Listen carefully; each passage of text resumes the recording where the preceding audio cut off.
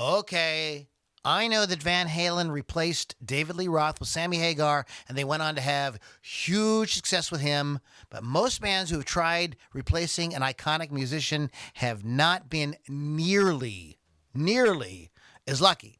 Now, while I personally prefer Dave Navarro's playing over John Frusciante's, most Red Hot Chilli Peppers fans don't agree with me. And it was a great outcry for Frusciante's return, and they did eventually get what they wanted. But I'm a Navarro guy. In any case, on this week's Loudini Rock and Roll Circus, we're going to discuss 10 musician replacements that virtually no one liked. Get ready to rock out with your talk out. It's the Loudini Rock and Roll Circus.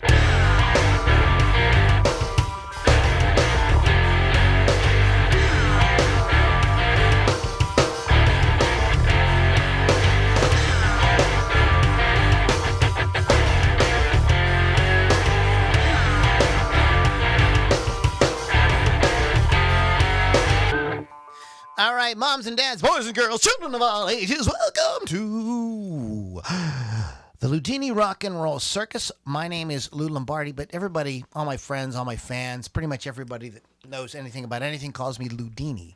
Actually, that's not true. Nobody calls me Loudini. I just call myself that because I think sometimes I'm big shit and I'm like little shit. So I am a little shit. This is the Loudini Rock and Roll Circus podcast, where we bring you a fun-filled hour of music talk, joking around, busting balls, having some fun. We pick a topic, tear it apart, mock everything you love, make fun out of all the great music. This is just what we do here because we are irreverent assholes. You can find out more about our irreverent assholery at LoudiniRockandRollCircus.com. All kind of great stuff there. There's our YouTube archive, links to things like merchandise if you care about stuff like that, ways to get in on giveaways.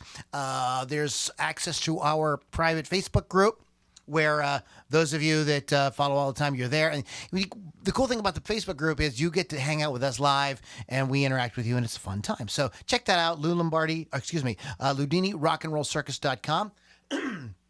I also want to give a shout out to rockrageradio.com. Some of you are listening right now on Rock Rage Radio because you haven't gone to LoudiniRockandRollCircus.com and got all the cool shit, so you're just hanging on Rock Rage Radio. But we love Rock Rage Radio. Why? Because it's a totally free app that you download and you can listen to great music content 24/7. Totally frickin' free. Frickin' free. Say that 20 times fast. And speaking of frickin' free, this is not free, but if you would like a custom paint job done on your musical instrument, custom artwork on your musical instrument, this is what wolfscustoms.online is all about. They do really amazing magical transformations on your Stratocaster, your Telecaster, your Swinette, whatever you play, your lute. Oh, there you go. Your tambourine. Cowbell. Your cowbell. Your kazoo. Whatever you play. Even if you play something as mundane as the bass guitar. Right? That's a joke. Sir? I'm just saying. Hope you're not offended. I'm just saying. But anyways, talk to Chris Thunderwolf Dodson at wolfscustoms.online. They do amazing work. We are, once again, the Power Trio. We are eagerly anticipating the return of Keith the Hawk Hawkins at some point. I know some people keep asking about him, Billy Altman and people like that. Thank you so much. We love Keith, and we want him back as soon as possible. There's just some scheduling things going on. We've got Lily V6. What's up? We have Lily V6 again. Again, what's up? Okay, that's a little better. We also have Pittsburgh Kevin. What's up, Pittsburgh Kevin? Hey, everybody. How you doing? Yeah, right. Great to hear from the whole group here. So we're going to have a good show tonight. We are talking about these replacements, of these iconic musicians. And sometimes, guys, right, you just can't. No. You just shouldn't. You know what I mean? You got the guy in there. The whole vibe is right. And you try to throw another. It's no. It's just because no. you can doesn't mean you should. Exactly. Right. And there are, we're going to talk about all kind of fun stuff tonight. But at some point, I do want to bring up my theory on why Gary Cherone did not work in Van Halen. Okay. I want to talk about that. Right. And I also want to talk about a band that refused to replace anybody and went out absolutely at the top of their game. So we're going to get into that a little bit later. So usually, as always, we start with the lovely and talented Miss Lily V6. And she is looking marvelous this evening. What is that? What is that T-shirt you're wearing? This is my macabre T-shirt that says "Let's Dance." And it's got two skeletons Dancing. It's a kind of still like we're still gonna. I think we're kind of always in a Halloween kind of mood This is here. just my vibe. So. And I am proudly wearing my Pittsburgh Guitars T-shirt. Yay! Pittsburgh Guitars. We got to hang out with those guys for a few minutes at the Pittsburgh Guitar Show a couple weeks ago, and it was great to see them representing. And I bought the strings. I have to put on my guitar yet, but okay. So let's start with Lily V6, and there's no order, by the way, guys. This is just a freewheeling conversation. If you are watching live on Facebook, chime in with comments, questions, your picks, and we'll give you shout-outs as we go along. Well, I do want to say Bill Damiano and Chris Thunderwolf and Raven are on. Hello. First of all. Hello. Right then. Jolly good. Along with other people who are not speaking, but, that's Well, okay. we're so glad to have anybody. You don't have to speak. I find out about people that listen to this podcast all the time that I didn't know that listen. They don't chime in on stuff. They're just here. It's just in their playlist with the other podcasts that they like to listen to. And I was at a family dinner, and my sister Joanne, her boyfriend is a guitar player, or her boyfriend, she would kill me. Her husband is a guitar player in a really well-established band in Pittsburgh, and she was telling us about this friend of theirs. He's a drummer, and he absolutely loves our podcast. Sweet.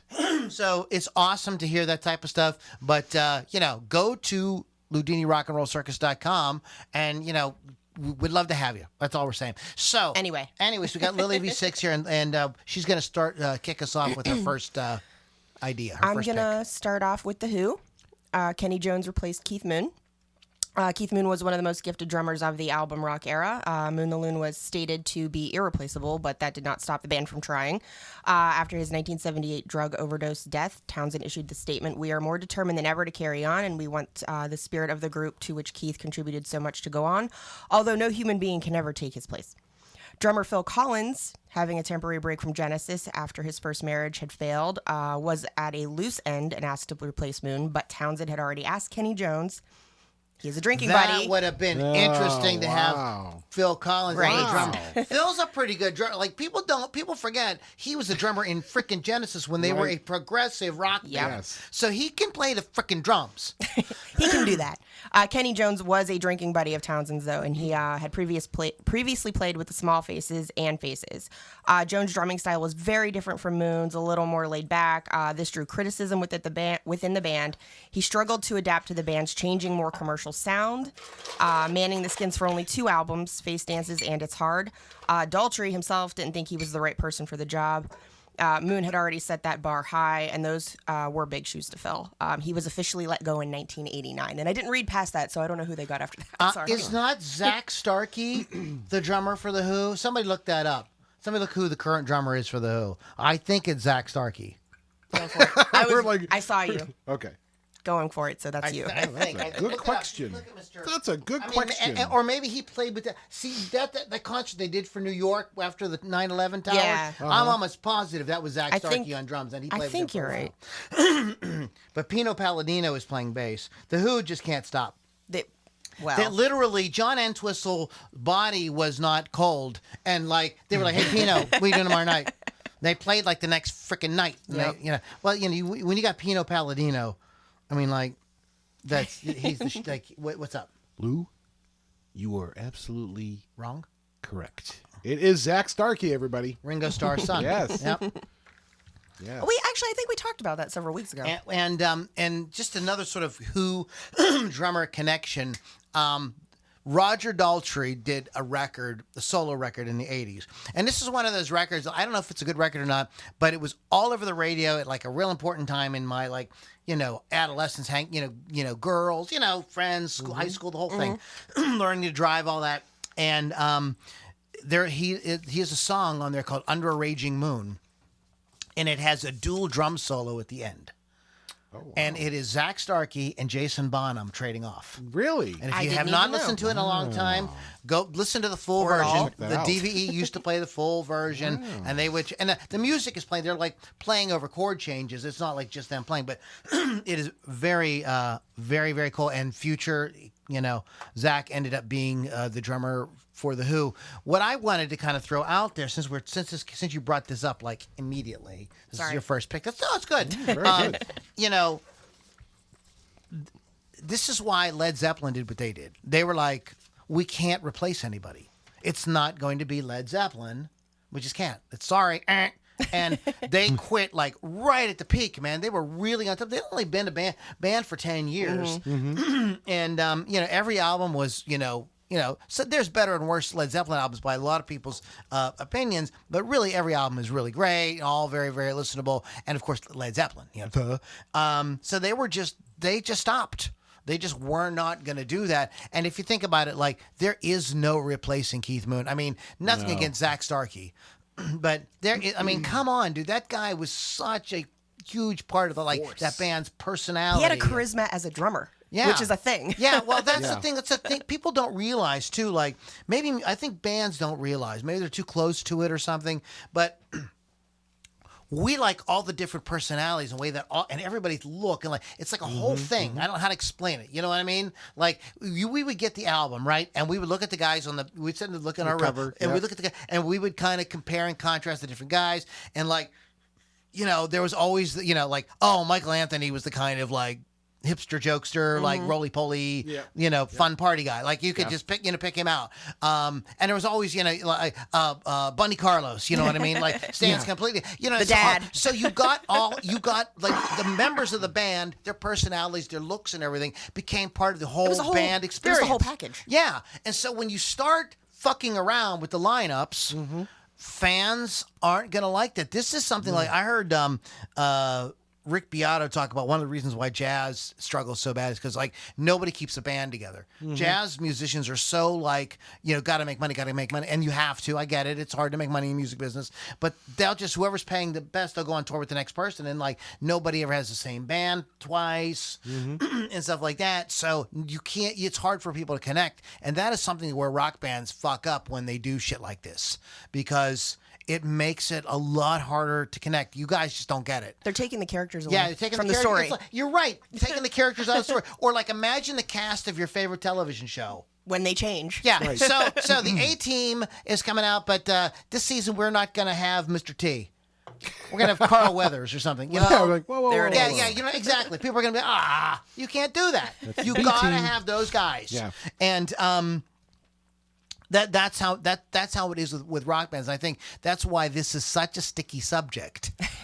And there are times, right, When it works. When it works, and there is the exception that proves the rule. We'll talk about that later. But so I think that's a good one. So is there anything else you want to add to that? That's all I have on That's mine. what you have on yours? Okay. Very cool. That's a good pick. Pittsburgh. Kevin, what do you got, buddy? So back in the year 2000, my then wife and I decided we're going to go see Journey. So we get the tickets, we get on I think it was Plumbo Center, and ladies and gentlemen, Journey. They come out and they start singing, and I'm like looking at my ex-wife, and I'm like, Steve has really changed. I'm like, is that even Steve? And he's singing. I'm like, it sounds like him. You know what, Lou? Wasn't Steve Perry. Nope. Wasn't Steve Perry. So Steve Perry, while they were recording their last album with him, Raised on the Radio, his mother became ill. So while they're doing the album, he's going back and forth, checking on his mom. Unfortunately, she died during the production of the album. Yeah. Thanks, Bones. Thank you, Bones. He's so sympathetic. I like that guy. So anyway, she passed away during the production of the album, and his absence and total exhaustion over this whole thing kind of took its toll on the band, and they ended up disbanding in 1987 after the Raised on the Radio tour. And Steve he did some solo stuff and things like that, but he was just like really not into performing. So in January, in 1998, they replaced Steve Perry with Steve Augeri, who I like to call Steve Not Perry. And that's Jerry the Not guy. Perry. And that's the guy we saw. And he was a great singer. He is. I've met him. Yeah, great, nice showman. Man, he did the little Steve Perry dances and stuff, and it was really fantastic. Steve Perry dance. Steve Not Perry. However, though, by 2006, Jerry was suffering from vocal attrition problems. That's exactly what his voice sounded like, Lou. Exactly. And yeah. Like a pixie. Like a pixie. Unfortunately, he could not continue, and his last show was July 4th of 2006. So after that, to, I guess, finish doing their shit, Journey hired a fellow by the name of Jeff Scott. Now, he lasted about a year. Not Jeff Scott Soto. I don't. Just Jeff Scott. Jeff Scott, yeah, okay. Not Jeff Scott. So at this point, Neil begins to search for a new lead singer, and he's the gremlin. Neil? What's the gremlin? Neil who? Neil Schon? No, not Neil Peart. No. Okay. He didn't sing much. So Neil Schon, yeah, the guitarist for Journey. Yeah, he's one of the founding members. In case kids at home don't realize. Used to have an afro. Like we're referring to these guys like Neil. You know Steve, Neil. You know, I mean, like we know that. Like we hang out with them, which we do. About? Who is that? Sometimes. Well, which is fine. I'm not saying we shouldn't do that, but occasionally we have to let the audience in on what's going on. Because you know what, kids, we're old. We used to listen to 8 tracks. No, you're not. You're very young and virile. Because in 2000 I was 18. But go ahead. Wow. I should have took you to the concert. I'm like, who's this guy?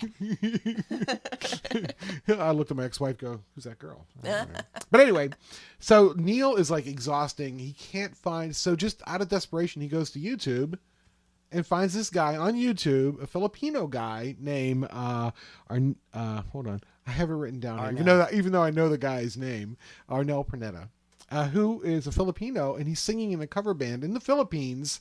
And he did a cover of Faithfully. Spot on. Spot on. I'm doing with the little spot on, right? So, it's all kind of, the rest is history thing. He's still with the band. He joined the band in December 5th, 2007. Still with the band. I mean, with COVID. Please stop it.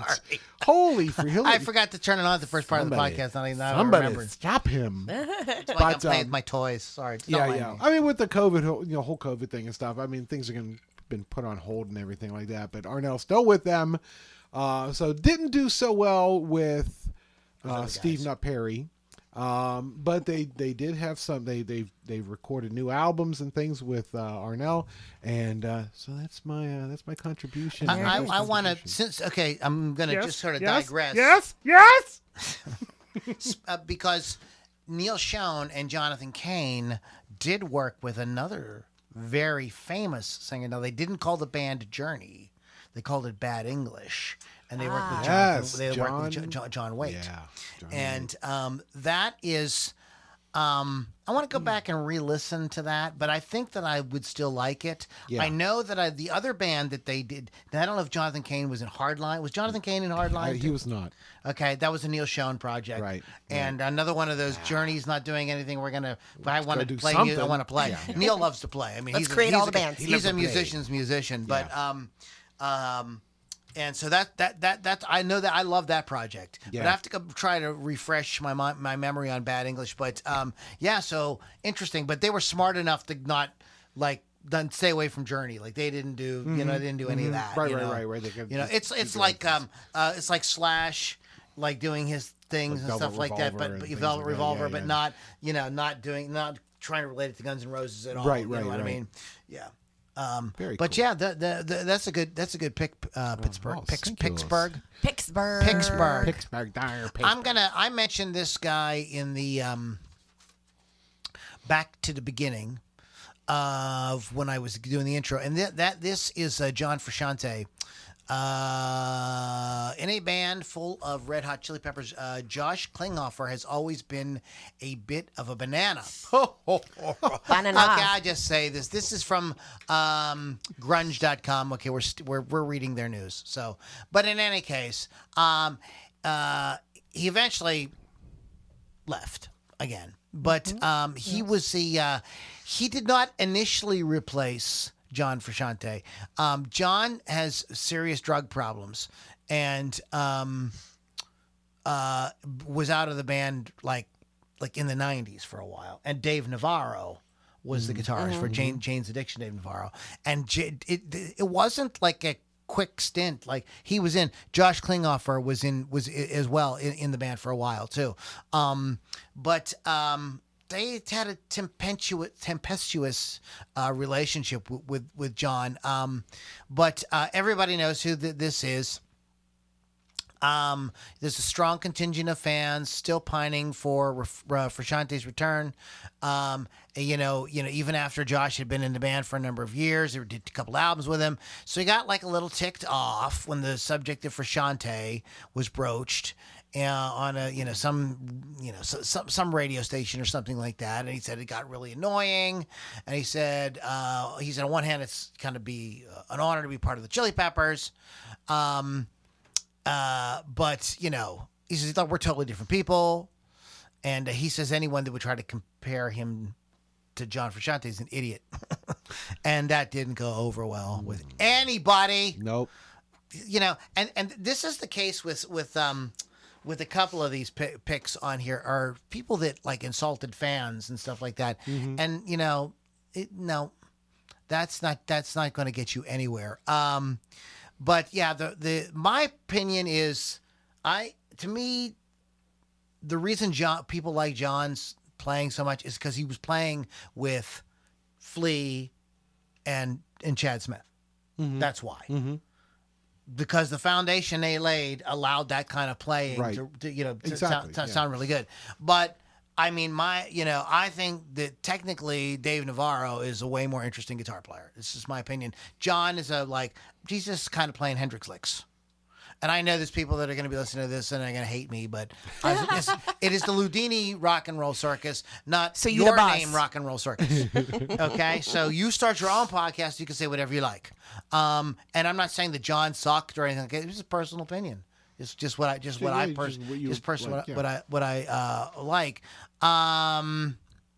But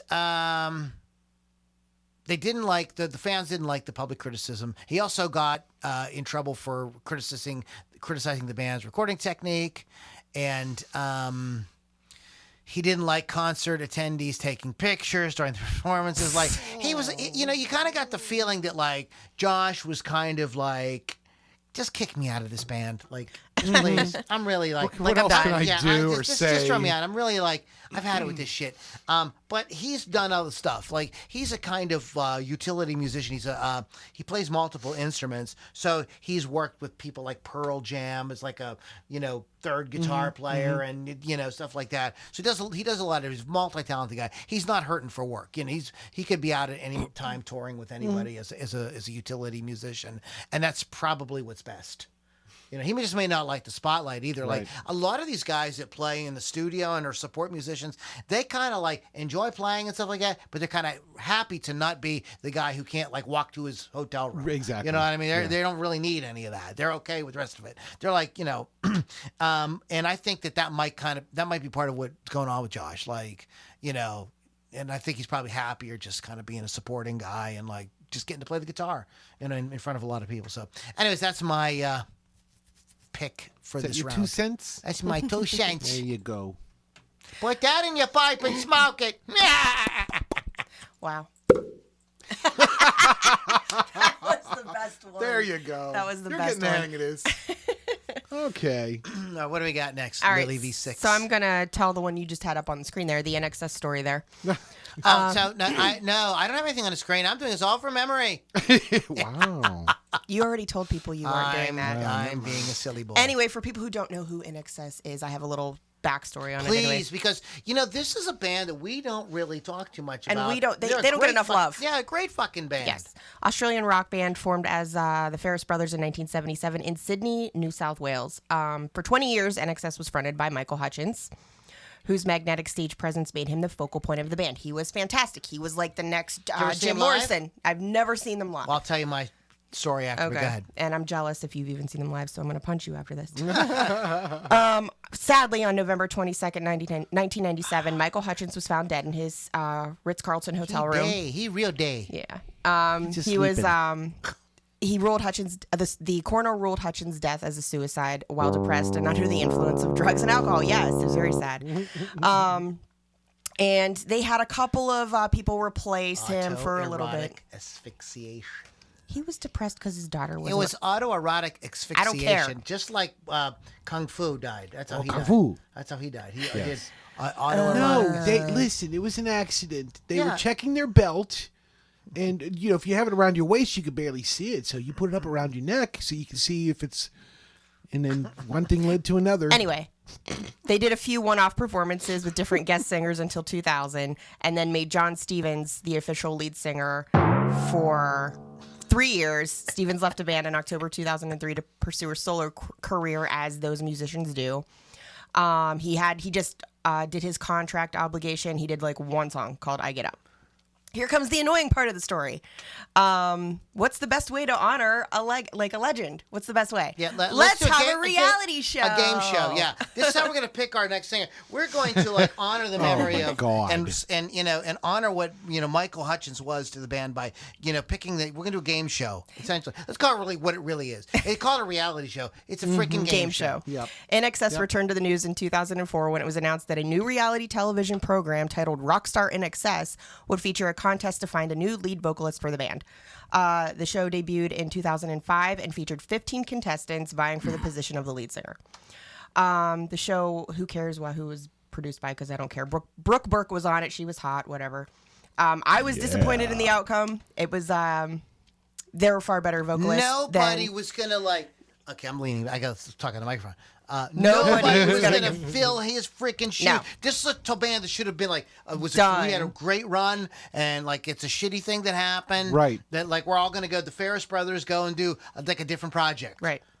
In 2000, And you could you wrote those songs. You could still play them if you want to. Right. Nobody can stop you from playing your own songs, but just do something different. I'm sorry, go ahead. on September 20th, 2005. No, I'm just kidding. J.D. Fortune won the 11-week competition, which J.D. Fortune culminated in his singing the Rolling Stones' "You Can't Always Get What You Want" and "INXS What You Need." During the finale to become the new lead singer of INXS, J.D. Fortune went from homeless to superstar in several weeks. He was an adequate replacement at best. And I'm being nice about that. He started getting way too deep into cocaine, as, the brand new rock stars like to do, and all the rock stars like to do, but he was brand new at it, and he had money out the wazoo at this point for the first time ever. After the 23-month tour, the band let him know that his services would no longer be required. She does cocaine. Gave him a handshake and ditched him at an airport in Hong Kong. He left the same way he started, homeless and broke, and now a new drug addiction. Nice. To keep him company. Congratulations. J.D. Fortune, thank you for ruining J.D. INXS. Fortune.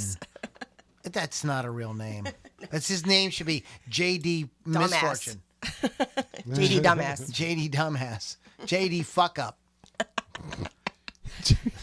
So they ruined INXS for J.D. Fuck forever. Up. Oh my God, that was I come from a long line of fuck ups. Mm-hmm.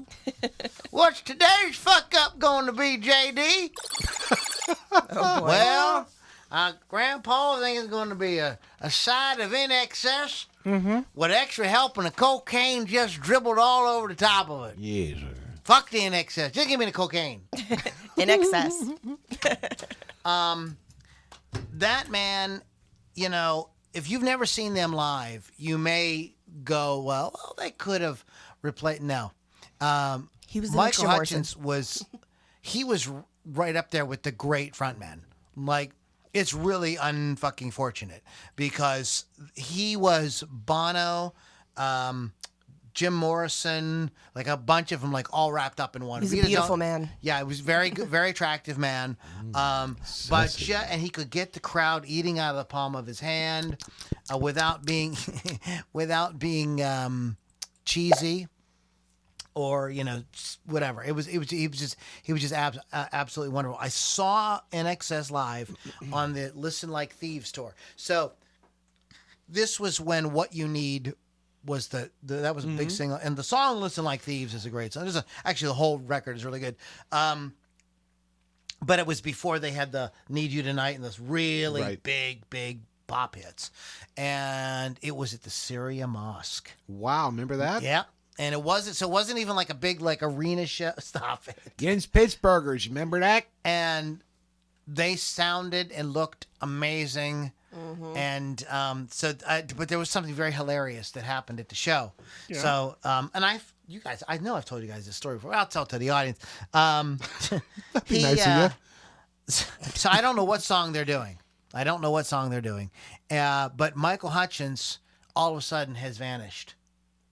He's on Where'd the. he go? I'm sitting there. So I'm looking at. So he's on my. So I guess the stage left, my stage right, and he's over kind of on that side of the stage, and then I don't know what happened. There was a guitar solo, something, and it caught my attention for a second. I looked back, and he was gone. He had just vanished. And then so the members of the band are playing the song, and you could tell they're vamping. They don't know what to do, and they're all looking at each other like, What do we do what's now?" happening?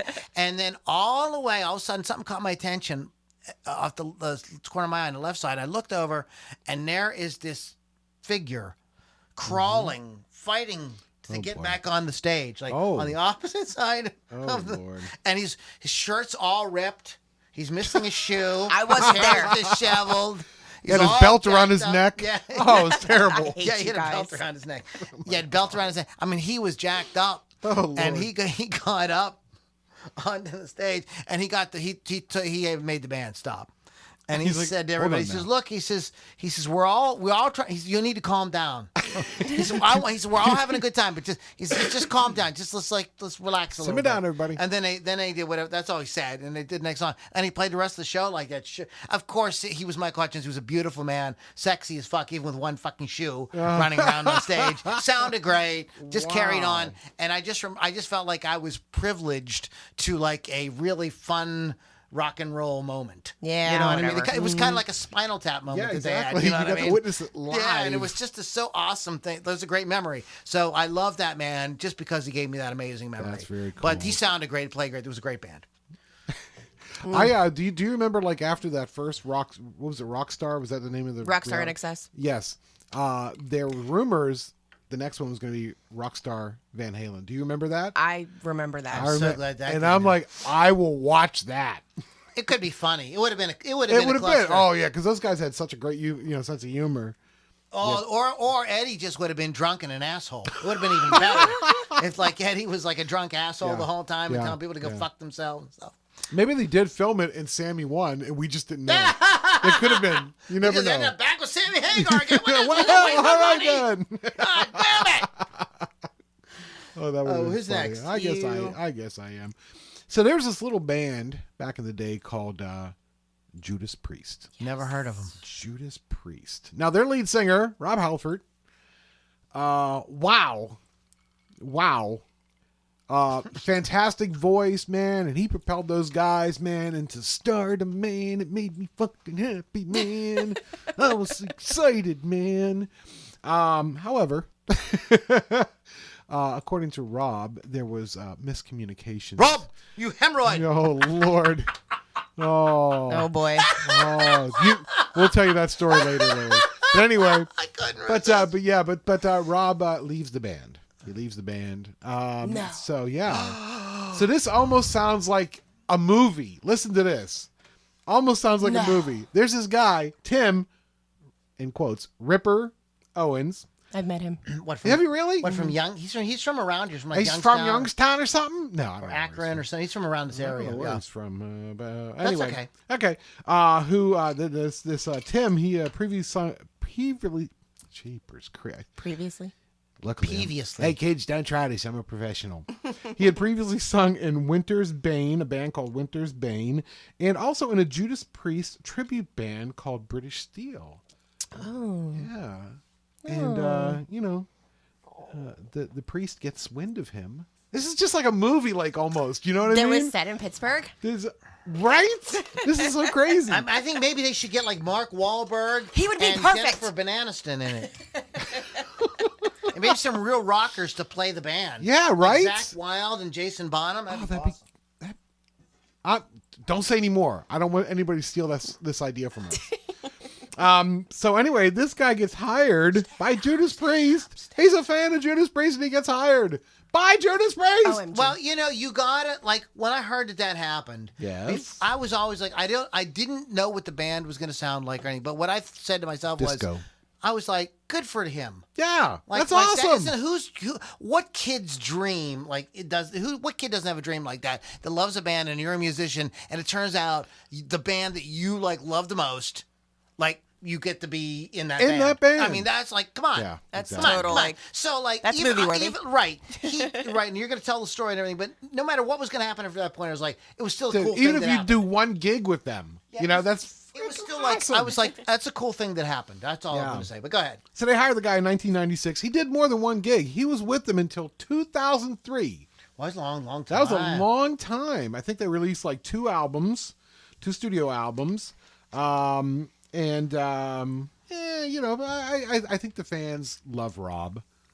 You know. And I think Rob knows what He's now. This is another guy who's like, you know, and look, I've heard Tim sing, and he has an amazing voice. He's a really good singer, but he's not Rob Halford. Right. He's just not. Right. Like, you know, and I'm not trying to like. He's just not. Rob, not Halford. Well, fans of Judas Priest, do not worry, because after 11 years apart, back in 2003, you're not going to believe this. This is like out of a movie, right? Guess who comes back? Johnny Rob. Cash. Oh. Johnny Cash comes back. Rob, you hemorrhoid. You got another thing coming. Johnny Cash joins. No, wait, that's wrong. That's wrong. So Rob comes back. Now, I kind of feel bad for Tim, but just like you said, though, you know, He got to do it. he got to do it for how many years? Yeah, he got to do it for a long man? time, and like really, like if you couldn't parlay that into getting into another band or something, Oh, yeah. what the fuck are you doing? You should be able to turn that into something. Exactly. Which he does. Yeah, of course. But yeah. So like, you know, good things happen to those. You know, who you made waits. like friends and connections and all kind of stuff. So yeah, so like And I his was girlfriend like, looked like Jennifer Aniston. So that was very. yeah, he had a girlfriend. He dated Jennifer Aniston for a while. You know, I think that yeah, I just thought that was. Oh, But boy.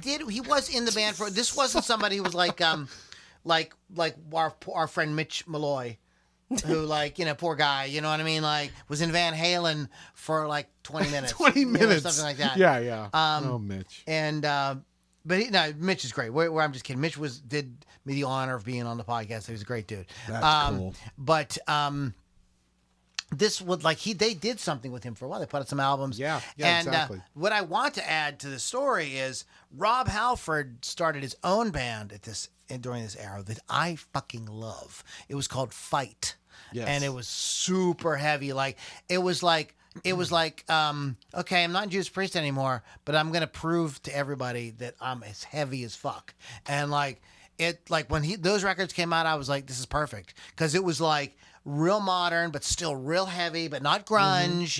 You know what I mean? It was like, did you ever hear those records? Yeah. They're very good. It's very, very cool that he was so like, we were like, because we didn't know what he was going to do. Is it going to sound like a throwback? Is he going to go, you know, is he going to do an acoustic? You know, because like a lot of older rockers were kind of like mellowing and stuff. Right. No. Nope, absolutely not. And it was, I got he something for you. kept that band going for a while. So that was a cool thing that happened. Like, and so I always looked at situations like if Ripper had stepped in, we never would have had Fight and would have had all that really cool music too. And he got back together anyways. So it's like happy Win-win. ending. Yeah. Win. It's all good stuff. It's all good stuff. Speaking of heavy rock, and Yes. you know, this is a tough one because this is arguably maybe my second favorite band. Led Zeppelin is probably my favorite, but my second favorite band is probably Black Sabbath. Really? I didn't even know. And this is, I mean, I hate to talk smack on my boys, but they did a record, and you would think, you know, if I'm going to say this record, and I'm going to say the singer they got, and you would think It would work. sounds like this would work, and we're going to talk. So we touched on Van Halen. I think that's going to come up again later. Yep. It's the same situation. This should work. So Ozzy's not in the band. How about Ian Gillan from Deep Purple? Like, Brilliant! Brilliant! Absolutely brilliant! How'd that work out? Well, you know what? I'm going to ask Bones Magoo, how did that work out? Exactly. That's how that worked out. Balls deep sounds like a good time. Not always. Yeah, exactly. Exactly. Wow. You heard it here first. So, Bang goes the nitro. So Gillen came on board for the band's '83 release, Born Again. And this was, an experiment in clashing styles that made headbangers bang their heads against their stereos. Not even Gillen's soaring voice could hide his corny lyrics. Even though he bled through in song titles like Zero the Hero and Disturbing the Priest, which rubbed up uneasily against Sabbath's dark, gloomy vibe. The collaboration only lasted for that one album, after which Gillen returned to Deep Purple, thank God. And Sabbath fans were left wondering how anyone thought that pairing was a good idea. The answer should have been obvious, as guitarist Tony Iommi recounted in an interview years later. He invited Gillen to join the band after the two got drunk off their faces at an Oxford pub. I hate when so that Black happens. Sabbath can't even make a giant mistake without doing it in the most metal way possible. Oh my God. Wow. Listen, I think that this record is interesting to listen to. It is, I don't know what they were thinking. I don't know who produced it off the top of my head, but it sounds very weird. It's in line with what was that Metallica album, Saint Anger, that everybody kind of like mocks. Yeah. It has a kind of weird production on it. Nobody sound right. It's very bizarre. That doesn't help it. That doesn't help it either. But it's not without some of its merits, and I think like if as a sort of time capsule of kind of like where their heads were at that time, it's kind of interesting to go back and listen to. It is by no means like great, but if you're a Sabbath fan, I think there's a couple things. There's some moments to like on that record if you haven't listened to it in a long time. So give it a listen. Born Again also had a kind of controversial title and album cover. When they kind of like demon in the title Born Again, and like kind of sort of their whole like sacrilegious thing going on there, which in 1983 was really like, that was a way to push people's buttons for sure. Scary. So yeah, Ian Gillen stepping in Black Sabbath just didn't work out, guys. Sorry. So let's see where we are on time. Oh, wow, look at us. It just flew right by. Kicking ass. We're having a good time. So we don't have time to do too many more. So we're going to go around the room one more time. Round robin. And I want to give a shout out to wolfscustoms.online, custom paint jobs and artwork on your musical instruments, rockrageradio.com. Download the app. And please visit LoudiniRockandRollCircus.com. There's a lot of cool stuff there. Access to live versions of the podcast where we can take questions and comments and things like that, as well as our video archive and tons of stuff. LoudiniRockandRollCircus.com. Speaking of that, I know we're still short on time, but we should. Are there anybody we need to shout out to on our Facebook thing going on? Still Bill Damiano and Chris Thunderwolf. We also have Michael Goltz and Tracy Sampson watching. Tim Johnson. Tim! Confirmed he's from Akron. Hey, look at that. That's what I thought. Ain't that something? And John Steichen. I'm sorry if I messed your name up. Welcome, John. Welcome. I don't know if your first time you've hung you out with think us live. his first name is Joan? No, You the said- last name. Oh, the last name you messed up. All right. Hi, John. Just messing with you, John. Tim is my rival son's brother. We hang out at rival sons concerts, and I'm sorry, Tim, I was not able to go to the one that was a couple weeks ago here in Pittsburgh. I'm dealing with some family issues, and those getting to concerts at the moment is not going to work out real good for me at the moment. So, what do we got? What do we got? We got Motley Crue, Little John Corabi replacing Vince Neil. Korabi. Was he I really have little? this on my list, but I was definitely going to not do this. I know this is Lily's, these are Lily's boys. Vince Neil left the band in February 1992 following the release of Decade of Decadence album during a period in which most other prominent glam metal bands of the 1980s were breaking up or otherwise seeing their popularity decline because of the grunge music scene. Yeah. It remains unclear whether Neil was fired or quit the band. Six has long maintained that Neil quit, while Neil insisted he was fired. They were all sober. They were all cranky. They were all burnt out from doing the Dr. Feelgood tour, which was right before that. So they had their little spats here and there, and this one basically just stemmed from a bunch of fuck yous in a rehearsal studio. It went from "I quit" to "You're fired," and it was handled idiotically. Yeah, well, you can't fire me. I quit. Well, you can't quit. You're fired. Pretty much how it happened. The management. Oh no, you did it. You did. The management just let one of the biggest bands in the world break up. In the running for the vacant frontman position was Kick Tracy vocalist Steven Sharow. Ultimately, Neil was replaced by John Corabi, formerly of Angora and The Scream. Although Motley's self-titled March 1994 release made the Billboard Top 10 at number 7, the album was a commercial failure. People hated him. Prompted many negative reactions from all the fans due to Neil's absence and its sound. Corabi suggested the band bring back Neil, believing that the latter would always be seen as the voice of the band, and this eventually resulted in his own firing in 1996. Corabi spoke about his time with the band and his thoughts on the first record with Motley Crue. Corabi said, "My record was the first record that they had done that didn't go platinum. Didn't make some sort of crazy noise, and everybody panicked. I know many Crue fans who do love this album, though." Me. Hooligan's Holiday is probably my favorite Motley Crue song. I'm sorry. That song kicks fucking ass. And the production on that record is stunning. Everybody rocks. Corabi sounds fucking great in that band. I'm sorry. But about 85% of fans don't like it. And even Mick Mars. I know. I like Dave Navarro. Too. He's the weirdo. It's fine. Mick it. Mars even loved it, though. He always fears that he's going to get in trouble for saying that because he and Nikki Sixx are best friends. But, you know, it is what it is. I was okay with it. I don't love John Corabi. I've seen John Corabi solo stuff. That's great. I understand why fans. I totally get it. If you were a hardcore Motley Crue fan, I was not. I was a kind of casual fan. I'd rock out to whatever was on the radio. Didn't think too much about them one way or another. And I just thought it was a really cool song. And I think the guy's a great voice. Okay, what do you got, Mr. Pittsburgh? So I know you wanted to talk about It's this. Mr. Pittsburgh. Hey, everybody. How you? Mr. Movie Phone. Mr. Movie. Push one now. So I know you wanted to talk about this, so I'll bring it up.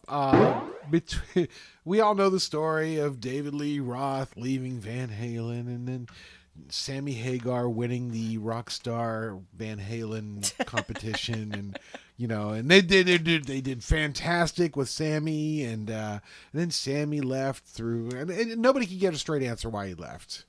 Nobody will ever know. Yeah, and but then in 1996. Van Halen, I think it was management, came up with a great idea. Hey, why don't we get that Gary Cherone fella from Extreme? And so from 1996 to 1999, Gary Cherone was in Van Halen. Well, he was in there that long. Yeah. Question Can you mark. believe that? Yeah. That's crazy. They released Van Halen 3, which, did not do well. Nope. Did not do well. But I know you wanted to talk about that, so I figured I'd No, get go the- ahead. Good. You want to see What what I you that's say all I about it? have. That's all I have. You sure? Okay. That's all This is so interesting. This, again, is a lot like the Black Sabbath Ian Gillen thing, where Right. you look at it and go like, Gary's On a paper. great singer. And he there and Extreme's music is definitely influenced by Van Halen. Of course, they're total with the way they do the vocals and everything, very influenced by Van Halen. So you could definitely go. And I remember as they were recording the album, there were like interviews with them, and there's an interview in one of the guitar magazines where they interviewed them together, and they sound like they had great rapport, and there's a lot of humor and everything. And the record came out. Well, I think that there's a couple of things going on here. I think it's really not Gary Cherone's fault. Like the people that want to blame him, I think that's silly. It definitely is not his fault. Look at when did that record come out? Came out, 98? 1998. 1998. Van Halen 3. Where was Van Halen style music at that point? It was It non-existent. really wasn't really happening. Yeah, it wasn't happening. Okay. And if you listen to that record, they did change their sound a little bit. The song, like the song that was the big single, I can't remember off the top of my head. It has a little bit more modern kind of rock sound. It I don't want to say it definitely has a sort of alternative rock kind of influence. Right, A little right. bit of that. Yep, That's a little bit of that's in there. It was kind of already over. Yeah. So like not only did it wasn't like at the point in when Van Halen people still wanted to hear that type of music and everything like that they could go and get Sammy Hagar and they really reinvented themselves and sounded great with that, but it was people still wanted to hear that kind of music. Right. And there was just too many balls in the air with this, like between the music business, the music sound shifting, the music business shifting, because Extreme, they weren't really a big band at that time either. By that point, they were defunct at that time. Yeah, they really weren't doing anything, so they weren't like a top selling band or anything like that. So like, they didn't really have many other than the fact that Van Halen name, they didn't really have any like cachet in the business other than like that name, and they would have really had to do something insanely brilliant. Like it would have taken like something like, oh wow, amazing. Right. I don't know, work with Rick Rubin or like something really like major to pull that off, or and it just they got lucky the first time. They got really fucking lucky because, like, usually, as we've been talking, if you guys seen this evening, kids, that this doesn't work. Yeah. You try to do this, and it just does not work for the most part. We're not talking about, by the way, bands that like started out, with somebody different, and then they got somebody and they became iconic. Like we're talking about replacing the iconic people, right? So yes, Paul Di'Anno sang on the first couple of Iron Maiden albums, but we all know it's Bruce Dickinson. Like that's not. So we're not talking about those type of situations. We're talking about these situations where the band is, mega. They've big records out, and then all of a sudden you try to pull a bait and switch on the fans, and it just doesn't work out. But I think blaming Gary Cherone is a little. It is a more than. It's not one thing. It was multiple things. And again, and I would argue too, just like I said about the Van Halen, about the Black Sabbath album, that this record has a weird sound. It doesn't. A lot of people said the vocals sounded kind of buried. A lot of people said it just sounds like Eddie's guitar and everybody else in the background. There's kind of that going on. Yeah. So, So I think there's more things going on. Trying too hard. Yeah. So I would definitely say that. I would like to get before we on the last one here. I would like to wrap up with this thing, and I would like to get your opinion on this, because I think that there's some people that think that this. We could also talk about Wolfgang Van Halen then and them doing that, and a lot of people were very upset that Michael Anthony wasn't in the band. But there's some with Fleetwood Mac replacing, getting the guy from not Crowded House and Mike Campbell to So it was funny. Every time they try to replace Lindsey Buckingham, they have to get two guitar players. Yeah, exactly. They can never do it with one guitar player. That's I got to tell you. Ever. But and then there's some flap about Axl playing with AC/DC. Let me just clarify this. I don't think that this counts. No, it was just for one tour. Yeah, he was filling in because they had these shows booked. Brian could not perform. He was just helping out. Yeah. I don't think they ever intended to like record an album with him or right. He wouldn't have done it anyway. He was just he was like like hired gun. He was kind of a hired gun, and what an honor to get asked to sing for AC/DC. Like who would like turn it down? So I think that grunge has this on their list, and I just that kind of don't think that nobody was ever thinking he was going to replace Brian Johnson. Exactly. They at all costs they wanted to work with him again. So this is the one I want to talk about. I'm ready for this. And this is the Alice in Chains thing. Because I've seen this. Okay. Live. So they spent the first half of the 90s as one of Seattle's biggest grunge bands. No Excuses, Rooster, Wood. They had these giant songs.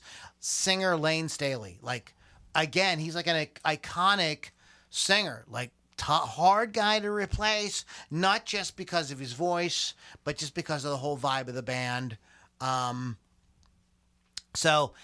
He overdosed, as rock stars do. Okay. So he just had a lot of problems, and he passed away. So guitarist Jerry Cantrell embarked on a solo career for a while, and Alice in Chains decided they were going to try to reunite at some point. Okay. So come the fall is the band. William Duvall was a singer, and so they had picked him to replace Staley. He had to audition though, and he beat out better-known candidates such as Vin Dombrowski of Sponge. Oh, okay. Oh, wow. And Scott Weiland. Okay. Now, Scott Wow. Weiland, you could have heard Scott Weiland Yeah. singing for them, of course. But Scott was in the same shape as Lang, except he wasn't dead yet. Exactly. Right. Yeah. He was hanging there. He was still alive, but he wasn't in good shape. So those would have been interesting versions. Duvall doesn't imitate Staley, and he's an okay vocalist. He's singing another man's very personal songs about anguish, menace, addiction.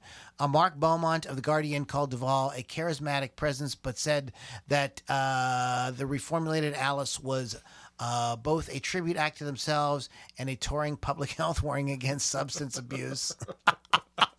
Critics can be so fucking cruel, you're man. funny like But that. not wrong. Could have been worse. Producers of the reality show Rockstar approached Alice in Yes, Chains I was going to talk about that. about using boy. a series to audition singers to be singer vocalists. They were like, "Hey, I work for NXS." No, it didn't really. It work. didn't actually do that. No. No, it did not. No. But I think that I don't like this at all. I don't like this Alice in One Chains. bit. I saw them live. He's a great singer. He's fantastic. However, the critics are not wrong. It is a tribute band now. It is not an original band. He, like I said, his voice is fantastic, but whatever this says is wrong. He is trying to be Lane Staley, and it's not working. And he does have a drug message in between every single song. So that part's right of it. And it was just kind of sort of boring to me to watch them perform live. I saw them out at Star Lake a couple of years ago, and I'm just like, Bring I'm glad I back got the the tickets for heroin free. guy. Yeah. Bring back the heroin guy. You guys need to do more hair. It's like I'm not going to get into that, but yeah, I think that is a great. Everything I've seen of them with this, that's what it sounds like to me. I don't know. Like, I'm not Jerry Cantrell. He's like, I mean, these guys are legendary, but I would think a better approach. Now, you got to understand, there are massive pressures on you because you have this Right. huge band with these huge songs, and like, And you people wanna, still want to hear them. They still want to hear them, and you want to still be relevant somehow. Like, so I think that this is a kind of like mediocre thing to do. Like, I think something, now this would have been daring, and maybe it never would have been successful, but I think something better to have done would have been to get somebody who sounded nothing like Lane Staley, totally mix it up, do something completely like crazy. Maybe not even do Alice in Chains, but like get the three of them together. Like here's a really good example. I keep coming back. It's like Velvet Revolver. Yeah. You know what I mean? Yeah. There's this guy, and when you saw them live, they did Guns N' Roses songs too. Okay, and they also did a couple Ultra Bridge songs, I think. Yeah. No, not Ultra Bridge. I know who you mean. Well, they did STP STP, songs. yeah. I'm thinking of the other guy, Yes. Miles Kennedy. But they also did, so they were able to sort of cover that territory and make the fans happy. But because they didn't call it something that had a preconception to it, they were able to be really free to just make a totally original record. And that record, I like Fall to Pieces. Those are killer Yeah. songs. It's a good fucking record. You know, that's a band I was sorry to see go. I was like, oh, really? You're getting back with Guns N' Roses? Oh, bummer, man. Because like, I would love to hear more Velvet Revolver. Yeah. I kind of feel like maybe the Alice in Chains should have taken the approach of maybe doing guest singers and doing an album. Like guest. Well, there you that's go. what Slash did that for a couple of albums Right. until he settled on Miles Kennedy. So those records are very interesting, by the way, if yeah. you ever listen to that. But in any case, so you've been listening to Loudini Rock and Roll Circus, and that is our take on, these replacement musicians that just did not do it for the fans. Those are our sort of personal opinions about it. And you may think differently, but you are clearly wrong. You were clearly wrong. Or we are. Yeah, either or. But it doesn't matter. Flip a coin. This day in 1955, okay, Kevin, you'll know this. Okay. The Famous Flames. You know who the Famous Flames were? R&B group, the Famous Flames lead singer Yes. by the name of James Brown I know that James guy. Brown. cut their first demo of Please, Please, Please at the radio station in Macon, Georgia. It would lead to their singing with King Records. Their signing, excuse me. Exactly. Look, in 1955, and it was one of them. We didn't talk about Ian Ashbury with the Doors, which they did not call themselves the Doors. It was they called themselves something else, but they went out and did like a Doors tribute. You remember that when Robbie Krieger and Ray Manzarek worked with Ian Ashbury? The Doors played their first night of a month-long residency, Odine Discotheque, Middletown, Manhattan, on this day in 1966. Yes.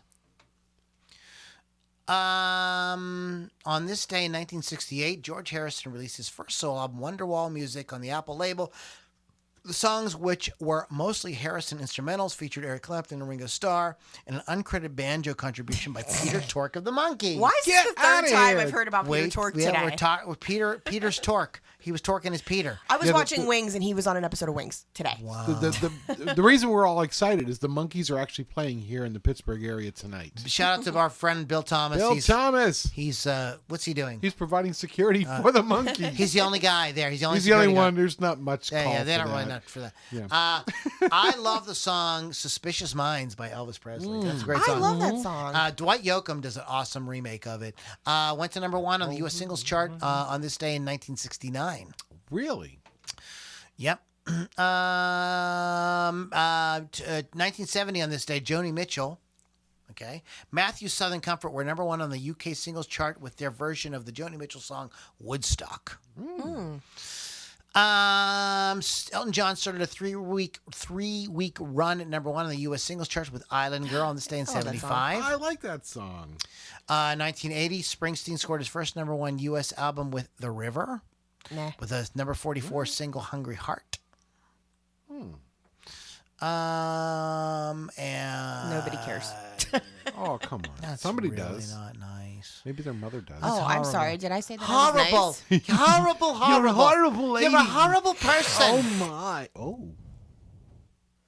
Jim's happy birthday to producer, lyricist, composer Rick Steinman, most famously of Meatloaf fame, but wrote things like Total Eclipse of the Heart and Making Love Out of Nothing at All. Who'd you say, Rick? He meant Jim. It's Jim. I was Jim going to say it's Steinman. Jim Steinman. Did I say Rick? You did. Yeah, you did. I'm like, whoa. Who's that? I was looking at Because Rick. That's his you brother. saw Rick. I and then saw Simon. Rick Gretsch above that, which I wasn't going to talk Right. about. All right, don't worry about that. David Foster, Canadian musician, producer, composer, arranger, worked with the Bee Gees, John Lennon, a million people. Happy birthday. Dan Peake of the band America. There you go. Yeah, who also went on to do a lot of Christian music. He was also a minister for a while. He, by the way, Dan passed away in 2011 of COVID-19. It wasn't a thing then. Wow. Happy birthday to Lyle Lovett, born this day in 1957. She's no lady, she's my wife. That's true. Eddie Mcdonald, bass guitarist for The Alarm, one of my favorite bands of all time. Speaking of the Red Chili Hot Peppers, Anthony Kiedis was born this day. The Hot Red Chili Peppers. The Chili Red Pepper Hots. RHCP. Anyways, Rick Allen. There he is. Rick One-Arm I was Allen. going to say, it's Rick's birthday. Let's Let's give him a round of applause. Lou, why did you... Lou, that's wrong. Lou. Oh, Lord. Left arm was lopped off in an accident involving a You don't need Corvette. Stingray. There you go. On the A57 outside of Sheffield. Oh, Sheffield. Okay.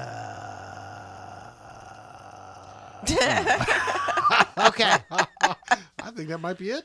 Okay, now we're going to just call it a day. There you go. On that calling happy it. note, we're calling it. Hey, guys, thanks for listening to the Loudini Rock and Roll Circus. Go to LoudiniRockandRollCircus.com.